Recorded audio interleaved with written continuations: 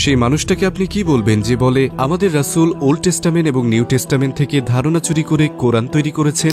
শরিয়া কি তেমনই যেমনটা বেশিরভাগ মানুষ মনে করেন? যদি না হয় তবে শরিয়া কি? কারণ আমি সত্যি একদমই মুসলিম হতে চাইনি। আমি সত্যি চাইনি। এমনকি সমস্ত যুক্তিতর্ক তথ্য প্রমাণ দেখার পরও আমি একবার মুসলিম হতে চাইনি। কিন্তু দিন শেষে আজ আমি একজন মুসলিম। আমি যখন খ্রিস্টিয়ানিটির দিকে তাকাই, আমি সবসময় এমন একটা কিতাব দেখেছি যাতে অনেক সত্য থাকলেও পুরো সত্যটা নেই। কিছু মানুষ আমাকে প্রশ্ন করেন, আপনি কেন যিশুর দল ছাড়লেন? আমি তাদের বললাম, বেশ, আমি যিশুর দল ছাড়িনি, যিশুও আমাদের দলে আছেন। আসসালামু আলাইকুম ভাই ইয়োরাম, আমাদের আমন্ত্রণ গ্রহণ করার জন্য আবারও ধন্যবাদ। আপনার সাথে আমাদের প্রথম ইন্টারভিউ প্রায় 4 মিলিয়ন ভিউ সহ ভাইরাল হয়েছে। আপনি কি এতটা সাড়া আশা করেছিলেন নাকি একটু অবাক হয়েছেন? হ্যাঁ, আমি বেশ অবাক হয়েছি। এটা ভাইরাল হবে আমি আশা করিনি। আর 4 মিলিয়ন ভিউ অবশ্যই অনেক বেশি। তবে আলহামদুলিল্লাহ, এটা একটা ভালো ঘটনা আমার মতে, কারণ এটা আমার মেসেজটা ছড়িয়ে দিয়েছে। আমি কেন ইসলামে ফিরি সেটা একটু ব্যাখ্যা করেছে এবং খুব সরলভাবে ইসলাম কি সেটা বুঝিয়েছে। কারণ অবশ্যই আমি কোনো স্কলার নই, কিন্তু একটু হলেও হয়তো সাহায্য হলো। আপনি কি আমাদের সাথে সেই ফিডব্যাকগুলো শেয়ার করতে পারেন, হোক সেটা পজিটিভ বা নেগেটিভ? আর এগুলোর মধ্যে সবচেয়ে মজার কোনটা ছিল? বেশ, প্রায় ডজন খানেক মানুষ আমাকে বলেছেন এটা আমার জন্যই ছিল, একেবারে শেষ ধাক্কা এটা। তো তারা ইসলাম কবুল করেছেন। হ্যাঁ, কিছু মানুষ আছে যারা ইসলাম কবুল করেছেন। আমাদের ইন্টারভিউয়ের জন্যই করেছেন এমনটা না, কিন্তু সেটা তাদের সাহায্য করেছে, কারণ তারা বলেছেন সেটাই ছিল শেষ ধাক্কা। তো হ্যাঁ, আমি মনে করি এটা অনেক বড় একটা ব্যাপার। আর অবশ্যই কিন্তু কিছু খারাপ মন্তব্যও ছিল। আমার মতে সেটা স্বাভাবিক, কিন্তু সবচেয়ে উল্লেখযোগ্য মন্তব্যটা পেয়েছি একজন বুদ্ধিস্টের কাছ থেকে। ব্যাপারটা বেশ মজার। তিনি আমাকে বললেন, আমি কখনো ধর্ম নিয়ে ভাবিনি। তিনি বললেন, আমি একজন বৌদ্ধ। আপনি যদি বৌদ্ধিজমের মূল ধারণাটা দেখেন, অবশ্যই এটা একটু নিরীশ্বরবাদী। কারণ বৌদ্ধিজমের লক্ষ্য যদি বলতে যাই, সেটা হলো নির্বাণ লাভ। আর এর মানে আপনি একরকম মিশে যাচ্ছেন। এবং তিনি বললেন, আমি সবসময় এটাকে আধ্যাত্মিক নিরীশ্বরবাদ হিসেবে দেখেছি। আর সেটা তিনি নিজেই সেটা বলছিলেন। আবার তিনি বললেন, এবারই প্রথমবারের মতো আমি ভাবলাম হয়তো আরো কিছু একটা আছে, হয়তো একজন সৃষ্টিকর্তা আছেন। আর সেটা ছিল, তিনি এটা নিয়ে ভাবছিলেন। শেষ পর্যন্ত ইসলাম কবুলকারীদের মধ্যে তিনি একজন ছিলেন। তো এটা খুব মজার ছিল যে ডাচ সমাজ, যা খুবই সেকুলার, অজ্ঞেয়বাদী ধরনের, যার আবার ঐতিহাসিক প্রেক্ষাপট খ্রিস্টীয়, সেখানে আবার একজন বৌদ্ধ মানুষ নেদারল্যান্ডে বসে মুসলিম হচ্ছেন। এখন আমি কিছু প্রশ্ন করব যেগুলো অবিশ্বাসীরা প্রায় করে থাকেন। সেই মানুষটাকে আপনি কি বলবেন যে বলে আমাদের রাসূল ওল্ড টেস্টামেন্ট এবং নিউ টেস্টামেন্ট থেকে ধারণা চুরি করে কোরআন তৈরি করেছেন? হ্যাঁ, না, সেটা একেবারেই অসম্ভব। অবশ্য আমি এই যুক্তিটাও ভেবে দেখেছি, বিশেষ করে যখন আমি ইসলাম সমালোচক ছিলাম। কিন্তু আপনি যদি কোরআনকে দেখেন, এটা যেভাবে সাজানো, এটা যে কারো পক্ষেই অসম্ভব।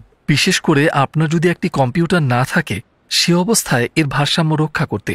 আর মানুষ বিশ্বাস করুক আর না করুক, এটা প্রচণ্ড ভারসাম্যপূর্ণ। এমনকি পশ্চিমা সংস্কৃতির সন্দেহপ্রবণ মানুষেরাও, এমনকি পূবের সংস্কৃতির মানুষ, আর আমি একদমই মুসলিম দেশগুলোর কথা বলছি না, তারা বলে এটা অসাধারণ কিতাব। তো যে মানুষটার কাছে কম্পিউটার ছিল না, যিনি একরকম নিরক্ষর ছিলেন, তার পক্ষে এরকম কিছু তৈরি করা অসম্ভব। যদি তিনি করেন, সেটাও একটা অলৌকিক কাণ্ড।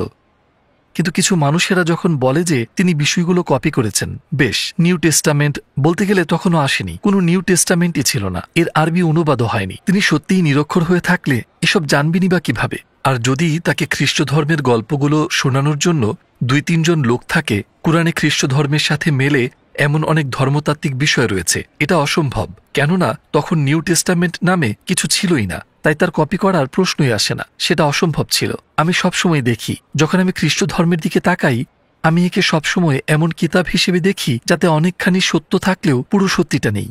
তো যখন আমি ধরা যাক ওল্ড টেস্টামেন্ট, নিউ টেস্টামেন্ট এবং কোরআনকে দেখি আর এদের সামনাসামনি রাখি, সেটা একটা ধাঁধার মতন, যেখানে আমি ওল্ড টেস্টামেন্ট আর নিউ টেস্টামেন্টে কিছু জিনিস খুঁজে পাই না, আবার কিছু ব্যাপার একটু বদলে গেছে। এরপর ইসলাম যখন কোরআন নিয়ে এলো, এটা প্রথম দুটো কিতাবকে সহি করে দেয়। তো এটা আমার ধর্মকে সম্পূর্ণ করেছে, এবং অবশ্যই সেটা কোরআনই করেছে। আজ আমি তোমাদের দিনকে সম্পূর্ণ করলাম। কিন্তু আবার আপনি যখন একে ধর্মতাত্ত্বিক দিক থেকে দেখেন, এমনকি খ্রিস্ট ধর্মের দিক থেকেও, একজন সাবেক খ্রিস্টান হিসেবে আমার মতে সেটার মূল্য আছে। তো এটা সত্যি। এবং যিশুর অংশটা, ঈসা আলাইহিসসালাম, তিনি খ্রিস্ট ধর্মের অবশ্যই একজন গুরুত্বপূর্ণ ব্যক্তি, বলতে গেলে প্রায় মূল চরিত্র।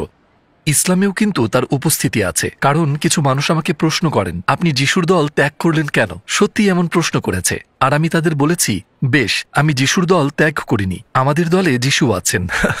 কিন্তু অনেক খ্রিস্টানের জন্যই এটা মেনে নেওয়াটা খুব কঠিন যে যিশুর পরেও কেউ এসেছিলেন, আর মানুষ যদি এটুকু মেনে নেয় তাহলে তাদের পক্ষে মুসলিম হওয়াটা খুব সহজ। তারা শরিয়া নিয়েও প্রশ্ন তোলে। সাধারণত তারা ভয়ানক শাস্তিগুলোর কথাই চিন্তা করে যেগুলো তারা মিডিয়াতে দেখে। বেশিরভাগ মানুষ যেমনটা ভাবে শরিয়া কি আসলেই ঠিক তাই? যদি না হয় তবে শরিয়া কি? বেশ, অবশ্য আমি কোনো স্কলার নই।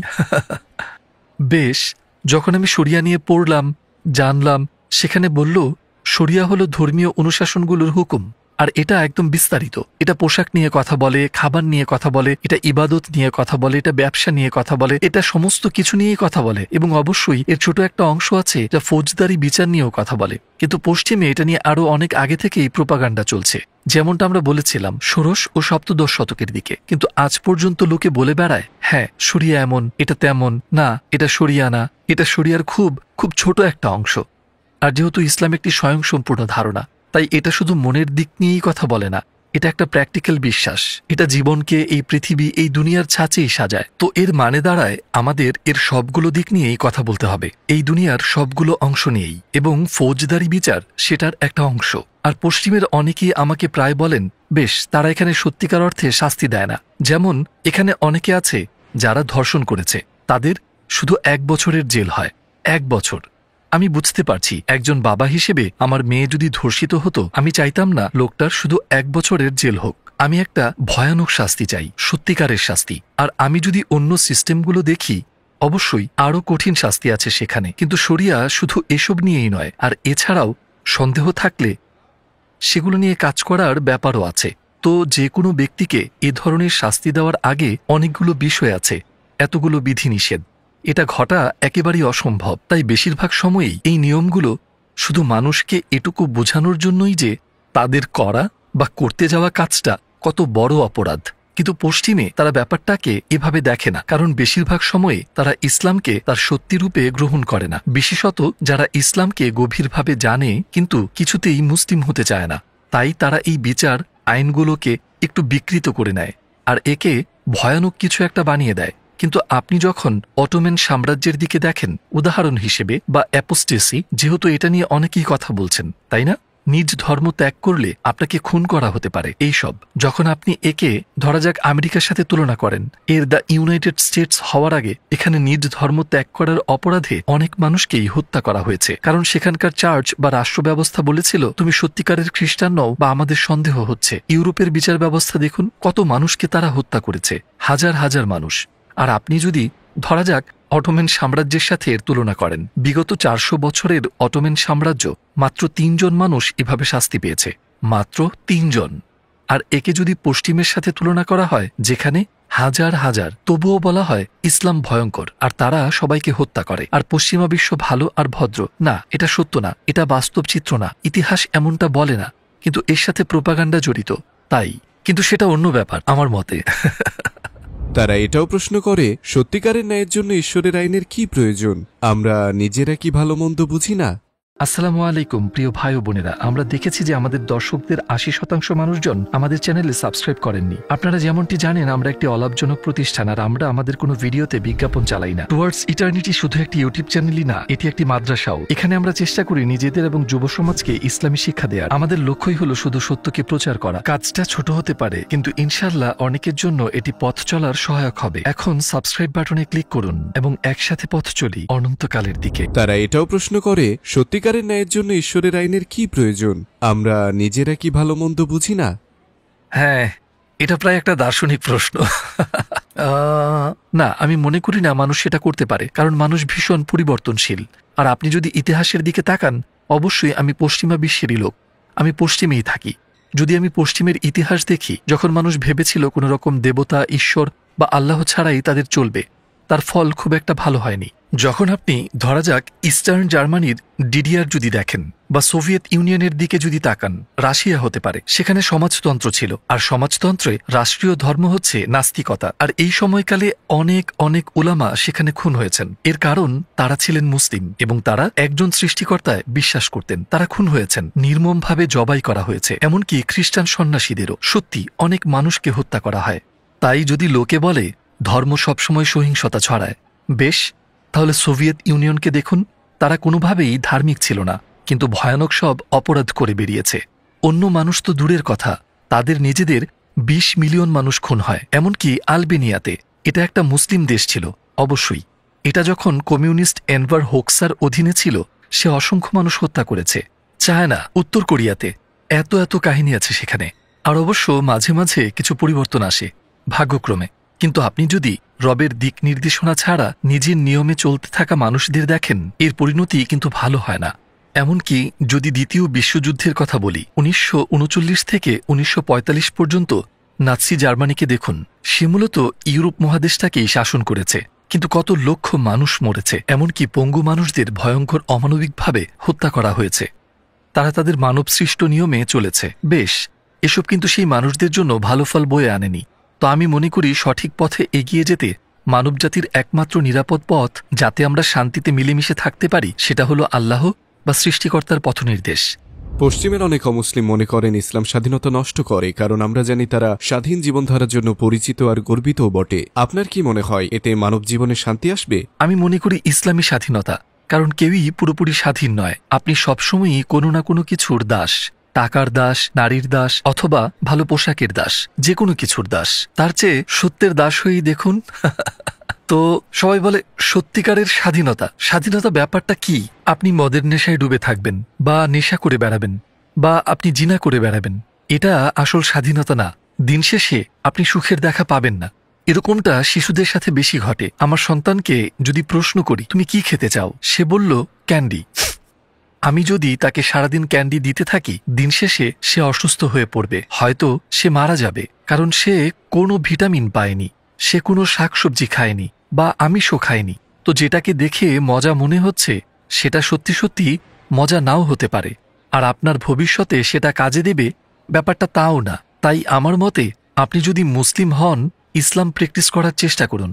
আমি জানি অনেক মানুষ বলেন আপনি মুসলিম হলে এটা করতে পারবেন না, সেটা করতে পারবেন না, কিছু জিনিস ছাড়া আপনি প্রায় সবকিছুই করতে পারবেন, এবং যে কাজগুলোর অনুমতি আপনার নেই সেসব আপনার ভালোর জন্যই। তারা বলে মদপান করো না, নেশা করো না, এসব করো না। আর এটার কারণও আছে, এটা আপনাকে নাজেহাল করতে বা কষ্ট দিতে নয়, না, এটা আপনাকে সুখী মানুষ হতে সাহায্য করার জন্য। যদি আপনি মুসলিম হন, এমনকি অমুসলিম হলেও যদি টানা নেশা করতে থাকেন, অথবা মদের মতো বস্তু গ্রহণ করেন, বা টানা বাইরে বেরোতে থাকেন, ডেট, ক্লাবিং, অন্যান্য বাহানায়, বেশিরভাগ ক্ষেত্রেই বেশিরভাগ মানুষের জীবন দুর্দশায় রূপ নেয়, যদি একা হয় তারা। কারণ দিন শেষে তারা একজন নারী বা পুরুষকে খুঁজছেন, এবং তারা সন্তান নিতে চান, তারা বিয়ে করতে চান। বেশিরভাগ মানুষই এমনটা চান। কিন্তু জীবনের মূল লক্ষ্যই যদি হয় আনন্দ পাওয়া, তাহলে এই জিনিসগুলি আপনাকে সাহায্য করতে পারবে না। কিন্তু সবশেষে আমার মনে হয় আমরা কি যেন বলে সাদার মানুষ হতে চাই, তাই না?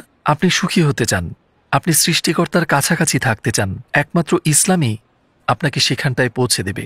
তো হ্যাঁ, আমার মতে সত্যিকারের স্বাধীনতা নিয়ে লোকের আবার ভাবা উচিত। ইতিহাসে অসংখ্য পপ তারকা আছে যারা ভীষণ ধনী ছিল, অনেক সুপুরুষ ও সুন্দরী নারীর সাথে সম্পর্ক ছিল তাদের। তারা নেশা করত, মদপান করত, তাদের অনেকে আত্মহত্যা করেছে। আর নিশ্চয়ই এই জিনিসগুলো তাদের সুখী করতে না পারাই তার কারণ, না হয় তারা আজও এখানে থাকতো। আর অবশ্য কথা সবার জন্য প্রযোজ্য নয়, কিন্তু এই মানুষগুলো সবকিছুই বেশি মাত্রায় পায়। বেশিরভাগ মানুষই এরকমটা ভাবেন, আমি যদি চরম স্বাধীনতা পেতাম, এটা করতাম, সেটা করতাম। না, করতেন না। আর যদি করতেন, যেমনটা চান, আপনার জীবনটা তেমন হতো না। ইসলাম একটি ভারসাম্যপূর্ণ জীবন বিধান। যা কিছু আপনাকে দিন শেষে কষ্ট দেবে, সেগুলো ছাড়া আপনাকে আর প্রায় সবকিছুই করার অনুমতি দেয়। তাই বলবো, নির্দেশনাগুলো মেনে চলুন, আর এতেই আপনি সুখ খুঁজে পাবেন। আর এই নির্দেশনার নামই ইসলাম। আমার একটা শেষ অনুরোধ আছে, আমাদের সাথে আপনার আগের ভিডিওটি ইউটিউবে 4 মিলিয়নের বেশি মানুষ দেখেছেন, এবং প্রায় সমান সংখ্যক মানুষ ইনস্টাগ্রামে দেখেছেন। তাদের মধ্যে হয়তোবা হাজার হাজার মানুষ অমুসলিম ছিলেন। আমি চাই আপনি সরাসরি ক্যামেরার দিকে তাকিয়ে তাদের উদ্দেশ্যে দু একটা কথা বলুন। যাদের হয়তো ইসলাম কবুল করতে কিছুটা দ্বিধা রয়েছে, তাদের উদ্দেশ্যে আপনি কি বলবেন? দয়া করে সংক্ষেপে বলুন। কেন ইসলাম, কেন তাদের দ্বিধা থাকা উচিত নয়? সরাসরি ক্যামেরার দিকে তাকিয়ে বলুন। যারা এখনো মুসলিম হননি তাদের বলছি, যারা দ্বিধায় আছেন, যদি আপনি সংশয়বাদী বা নাস্তিক, খ্রিস্টান বা বৌদ্ধ বা হিন্দু যা কিছুই হন না কেন, কিছুই আসে যায় না। এদের সকলের জীবনে আমি ইসলাম কামনা করি। যারা বাসায় বসে আছেন তাদের জন্যেও। এই কারণে নয় যে আমি তাদের খারাপ মানুষ বলে মনে করি। আমার মতে বেশিরভাগ মুসলিমের ক্ষেত্রেই এটা সত্য। যদি মুসলিমেরা আপনাকে ইসলামের দাওয়াত দেয়, তার মানে এই না যে তারা আপনাকে খারাপ ভাবেন। শুধুমাত্র যেমনটা আমি ইন্টারভিউতে বলেছি, ইসলাম আমাকে সত্যিকারের মনের ও মানসিক শান্তি দিয়েছে। আর অনেকেই মনে করেন, বেশ, মুসলিম হওয়াটা ভীষণ কঠিন, আমাকে 5 বেলা সালাত আদায় করতে হবে, অনেক কিছুই করতে পারবো না। আমি অভিজ্ঞতা থেকে বলছি, এটা কঠিন কিছু নয়। দিন শেষে আমি সুখের দেখা পেয়েছি। আপনি যদি সত্যি নিবেদিত থাকেন এবং সত্যের পথে চলতে থাকেন আর এতে দৃঢ় বিশ্বাস রাখেন, সবকিছুই সহজ হয়ে পড়ে। তাই আমি মানুষকে ইসলামকে জানার অনুরোধ এবং উপদেশ দেব। খোলা মনে পড়ুন, মুসলিমরা কি করছে সেটা দেখতে যাবেন না। সর্বশ্রেষ্ঠ শিক্ষক মুহাম্মদ সাল্লাল্লাহু আলাইহি ওয়াসাল্লাম, তার উপর শান্তি বর্ষিত হোক, কি করতেন দেখুন, আর তাকে ইসলামের সত্য রূপ জানানোর সুযোগ দিন। তো ইসলাম কিভাবে পৃথিবীতে মানুষের মন জয় করবে, কিভাবে এটা সম্ভব হবে বলে আপনি মনে করেন? আমার মতে সেটা হলো ট্রুথ, ক্যাপিটাল টি সহ।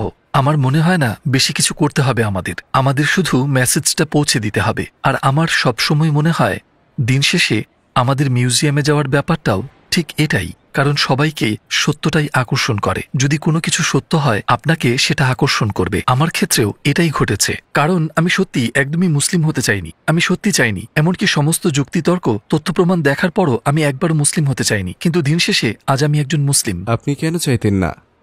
এর কারণ ছিল, যেমনটা আমি শুরুতে বলেছি, আমি কোরআন হাতে নেওয়ার পর যখন এটা ক্লজেট থেকে পড়ল আর তাতে লেখা ছিল, সূরা নম্বর 22 46তম আয়াতে বলা হচ্ছে, তাদের দৃষ্টি নয় বরং কাল্ব অন্ধকারাচ্ছন্ন। আর আমার ক্ষেত্রে ঠিক এই সমস্যাটাই ছিল। আর আমি মনে করি এটা পশ্চিমের হাজারো মানুষের সমস্যা, কারণ সমস্যাটা তাদের দৃষ্টিতে নয়। আপনি যদি বিতর্কগুলো নিয়ে ভাবতে চান, তাহলে আপনি বিতর্কগুলোই দেখবেন। আপনি যদি দলিল দেখতে চান, একবার খুঁজে দেখুন, সেগুলো আপনার চোখের সামনেই আছে। তো আপনার চোখে কোনো সমস্যা নেই, আপনি অন্ধ নন, আপনার শুধু ইচ্ছে নেই, আর সেটা আলাদা ব্যাপার। এটা কাল্বের সমস্যা। আর এর কারণ হতে পারে যে আপনি মানতেই চান না একজন সৃষ্টিকর্তা আছেন, অথবা আপনার একজন মুসলিম হবার ইচ্ছাই নেই। অনেক অনেক বিতর্ক থাকতে পারে, কিন্তু এটা মস্তিষ্কের সমস্যা নয়, এটা নয়। যৌক্তিকভাবে ইসলাম খুবই সহজ ব্যাপারটা। বরং আপনি কি সত্যিই আগ্রহী? আপনি কি সত্যিই মেসেজগুলো নিতে চান? তো এটা মনের ব্যাপার। এখনকার সময়ে বেশিরভাগ মানুষ ভাবেন মুসলিমরা হেরে যাচ্ছে আর পিছিয়ে পড়ছে। ইসলাম যদি সত্যি হয়, কেন এমনটা হচ্ছে? ধরা যাক, ইসলামকে যদি আমরা সূর্য হিসেবে ভাবি, আসমানে জ্বলজ্বল করছে, অত্যন্ত চমৎকার, আপনি কে স্পর্শ করতে পারবেন না, ধরা ছোঁয়ার বাইরে। আর আমরা মুসলিম হয়ে যদি বেজমেন্টে থাকি আর বলতে থাকি, কোথায় ইসলাম, কোথায় ইসলাম, আমরা ইসলামকে দেখতে পাচ্ছি না। এর কারণ আমরা বেজমেন্টে পড়ে আছি। আমাদের বেসমেন্ট থেকে উঠে এসে বাগানে পৌঁছাতে হবে। উপরে দেখুন, আর তখন ইসলামকে দেখতে পাবেন। আর এটা বাকি সবার জন্য প্রযোজ্য। যদি দিনটা মেঘলা হয়, যেহেতু তাদের একটা ঘোলাটে ধারণা রয়েছে, তারা দেখতে পায় না। এর মানে এই না যে ইসলামের অস্তিত্ব নেই। সৃষ্টিকর্তা আছেন, ইসলামও আছে, অনন্য উচ্চতায়, স্পর্শের বাইরে। এটা চমৎকার। আপনি কি বলছেন বা করছেন কিছু আসে যায় না, এটা সেখানেই রয়েছে। তো ইসলাম কখনো পরাজিত হয়নি, এটা নিজের জায়গায় আছে। এবং মুসলিমরা সবসময় মুসলিম সুলভ আচরণ করেন না, এটা আমাদের দায়িত্ব। আমার মনে হয় আমরা মুসলিম সুলভ জীবনযাপন করলে আমরাই শীর্ষে থাকতাম, কারণ সবশেষে আমরা একসময় অবশ্যই বিশ্বজুড়ে সাম্রাজ্য শাসন করেছি, কত সহস্র মানুষকে শিখিয়েছি, সত্যের আলো ছড়িয়েছি। কারণ দিন শেষে লোকে তর্ক করতে শুরু করে, সত্যিকারের মুসলিমের জীবন ছেড়ে দেয়। এরপর অবশ্যই পৃথিবী এভাবেই চলছে, অন্য কেউ সেই জায়গা নিয়ে নেয়। তাই আমরা যদি ইসলামের সত্যিকারের সৌন্দর্য দেখতে না পাই আর মেনে না চলি, তার দায় আমাদের অভিযোগ করার সুযোগ নেই, কিন্তু সেটা আমাদের ব্যক্তিগত দায়। কারণ আমি কখনো দেখিনি, এমনকি যখন আমি ভীষণ মুসলিম বিরোধী রাজনীতিবিদ ছিলাম, আমি ইসলামকে কখনো করুণার চোখে দেখিনি। আমি তখন একে হুমকি হিসেবে দেখতাম, তখনও কোনো না কোনোভাবে সম্মান করতাম, যেহেতু একে হুমকি হিসেবে দেখতাম। কিন্তু এখন একে সত্য হিসেবে দেখি, যাকে বলে আলটিমেট ট্রুথ, ক্যাপিটাল টি সহ। আর এটা সবচেয়ে সুন্দর জিনিস। তো ইসলামের কারণে আপনার মুখ লুকাতে বা পালিয়ে বেড়াতে হবে না। গর্ব করুন, একে আমল করুন, একজন সত্যিকারের মুসলিম হন। যদি সত্যি আখিরাতে এবং সৃষ্টিকর্তায় পরিপূর্ণ বিশ্বাস রাখেন, তখন ইসলামের জন্য আপনি সবকিছুই করতে পারবেন। অবশ্যই ইতিবাচক কিছুর কথাই বলছি। তো আমাদের এদিকে মনোযোগী হতে হবে, আর আমরা যদি তা করি, আবারও জয় আসবে। আমরা জানি পৃথিবীতে ইসলামোফোবিয়া বেড়েই চলেছে। আমরা এই ইস্যুটাকে কিভাবে সামাল দিতে পারি বলে আপনি মনে করেন? বেশ, আমার মতে দুটো উপায় আছে। একটি হলো একজন মুসলিমের মতো বাঁচুন, উত্তম আখলাক বজায় চলুন। আর যেহেতু প্রাথমিক পর্যায়ে বেশিরভাগ মানুষ, অন্তত আগেকার দিনগুলোতে, তারা এটা দেখে দারুণভাবে প্রভাবিত হতো। যদি আপনি উদাহরণ হিসেবে ইন্দোনেশিয়াকে দেখেন, যে মানুষগুলো বণিক হিসেবে এসেছিল, আর তারা একবারও ইসলাম নিয়ে এমনভাবে বলেনি যে অন্য সবাইকে মুসলিম হতে হবে বা এসব কিছু। তারা শুধু মুসলিম সুলভ আচরণ করছিল, তারা কেনাবেচা করছিল, আর স্থানীয় লোকজন তখনও হিন্দু ছিল। তারা বলছিল, চমৎকার, কি এটা, তাদের ধ্যান ধারণা খুব চমৎকার, তাদের ঈশ্বরে বিশ্বাস, সবকিছু, তারা এত পরিচ্ছন্ন, তারা এত সৎ, এটা খুব চমৎকার কিছু ছিল, আর তারাও এর অংশীদার হতে চাইছিল, এবং ঠিক এই কারণেই তারা মুসলিম হয়েছে। তো সেখানে খুব আনুষ্ঠানিক কোনো দাওয়াত দেওয়া হয়নি। তারা শুধু প্রথম যে মুসলিমদের দেখেছে, তাদের আখলাককে দেখেছে, যারা ইন্দোনেশিয়ায় বাণিজ্য করতে এসেছিল। আর আমার মনে হয় এটাই সবচেয়ে সেরা পন্থা। যদি লোকে টেলিভিশনে সমস্ত ভয়ানক জিনিসগুলো দেখতে থাকে আর ভয় পায়, অথবা তারা এই ব্যাপারে না জানে, আর সে জায়গায় মুসলিমদের উত্তম আখলাক দেখতে পায়, তারা দেখে বলবে, হেই, আমি টিভিতে যা দেখি সেটা সত্যি না, আমি মুসলিমদের যেমন দেখি সেটাই সত্যি ইসলাম। আর অনেক মানুষই কোরআন পড়ে না, তারা হাদিস পড়ে না, তারা আপনাকে আর আমাকে পড়ে। চলুন একটা খোলা কিতাব হই, তাদের পড়া শ্রেষ্ঠ কিতাব হই। আমার কাছে এটা সবচেয়ে গুরুত্বপূর্ণ। এবং অবশ্যই বাকি কাজটা করে তালিম। মানুষকে দেখান, যদি তারা আগ্রহী হয় এবং তারা যদি আরো জানতে চায়, তাহলে তো অবশ্যই ভালো মানুষ হিসেবে তাদেরকে ইসলাম চেনানোর দায়িত্ব আপনার। ইসলাম কি এবং মূল নীতিগুলো ব্যাখ্যা করা। তো আমার মতে দুটো পথ রয়েছে। কিছু মুসলিম বলেন, আমি তো বাসা থেকে অফিস আর অফিস থেকে বাসা যাওয়া মানুষ, বা আমি একজন শিক্ষার্থী। আর তারা প্রশ্ন করে, আমি আমার সার্কেলে ইসলামের কথা কিভাবে জানাবো? আপনার কি মনে হয় তারা কি মেসেজ পৌঁছে দিতে পারবে? হ্যাঁ, অবশ্যই, সবাই, সকল মুসলিমেরই ইসলামের দাওয়াত দেওয়া উচিত। এমনকি যদি তারা ইতিমধ্যেই মুসলিম হয়ে থাকে, আপনি পরস্পরের ঈমান দৃঢ় করতে কাজ করতে পারেন। তো আমি মনে করি আমাদের একে অপরকে অল্প অল্প করে গড়ে তুলতে হবে, কারণ কঠিন একটা পৃথিবীতে আমরা বাস করছি, আর এটা সবসময় সুখকর না। এছাড়া অনেক কষ্ট আছে, অনেক বিষাদ আছে, কিন্তু ইসলামে আমরা শান্তি খুঁজে পাবো অবশ্যই। তাই আপনি যদি মানুষকে স্বস্তি দিতে পারেন এবং মানুষকে সাহস জুগিয়ে তাদের ঈমান দৃঢ় করতে পারেন, এতেও শান্তি খুঁজে পাবেন। কারণ আমার যদি খুব বোরিং একটা জব থাকে, ধরা যাক আমার যদি সারাদিন স্ট্যাম্প মারতে হয়, কিন্তু আমার একজন অমুসলিম কলিগ আছেন এবং তার কিছু প্রশ্ন আছে, আপনি কথা বলে দেখুন, মন ভরে উঠবে। তো আপনি যে সঠিক সময়ে সঠিক মুহূর্তে উপস্থিত রয়েছেন, সেটার একটা কারণ আছে। তাই কেউই এখানে উদ্দেশ্যহীন আসেননি। যতক্ষণ আপনি জানেন যে পৃথিবীতে আপনার একটি কাজ আছে, আল্লাহ তাআলা আপনাকে কিছু করার উদ্দেশ্যে এখানে রেখেছেন, তাহলে কিছু একটা করুন আর দিনের জন্য কিছু করুন। ভাইয়োরাম, আবারও ধন্যবাদ এই চমৎকার ইন্টারভিউ এর জন্য। দোয়া করছি জীবনের শেষ মুহূর্ত পর্যন্ত এই উম্মার সেবা করতে পারে। আমিও সেই দোয়া করি। দ্বিতীয়বারের মতো আমরা অনেক চেষ্টা করেছি আপনাকে কঠিন পরিস্থিতিতে ফেলতে, কিন্তু আমরা পারিনি। এখানে অনেক হয়তোবা আপনি ঠান্ডা। রাজনীতিবিদ বলে। আমাদের সাথে যোগ দেওয়ার জন্য ধন্যবাদ। আপনাকেও ধন্যবাদ। আবারও এই অনুষ্ঠানে আসতে পেরে আমি গর্বিত। আর আমি মনে করি আপনারা অসাধারণ কাজ করছেন। ইনশাআল্লাহ আপনারা ইসলামের সত্য প্রচারে সহযাত্রী হবেন। এই সমস্ত ধরনের মুসলিমদের দেখাবেন, সাদা, কালো, বুড়ো, তরুণ, পুরুষ, নারী, সব ধরনের। আমি মনে করি আপনারা অসাধারণ কাজ করছেন। ভালো থাকুন।